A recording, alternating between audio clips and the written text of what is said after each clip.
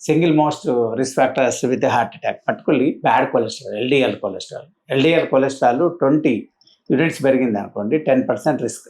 SDL cholesterol లో ఉంది అనుకోండి 1 mg/dL ఉంటే 2% రిస్క్ పెరుగుతుంది. అంటే మేల్స్కి 40 ఉండాలి, ఫీమేల్స్లో 50 ఉండాలి. 40 నుంచి 36 అనుకోండి 80% రిస్క్ పడుతుంది. Similarly many times we don't pay attention to small things.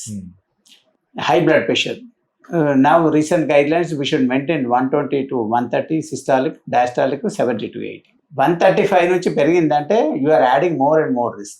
Not only stroke, heart failure, kidney failure, ఇవన్నీ యాడ్ అవుతాయి రిస్క్. అదేవిధంగా diabetes with hyper tension, lipid ఉందనుకోండి రిస్క్ 3 to 4 fold ఇంక్రీజ్ అవుతుంది. సో డయాబెటీస్ హైపర్ టెన్షన్ లో maximum risk అన్నట్టు. If diabetics without hyper tension 62 లక్షల మంది ప్రజల్లో మెడ్ ప్లస్ బ్రాండ్ మెడిసిన్స్ కి మారడం వలన 915 కోట్ల రూపాయలు సేవ్ చేసుకున్నారు. అదే మెడిసిన్స్ అదే క్వాలిటీతో 50 to 80% డిస్కౌంట్లు.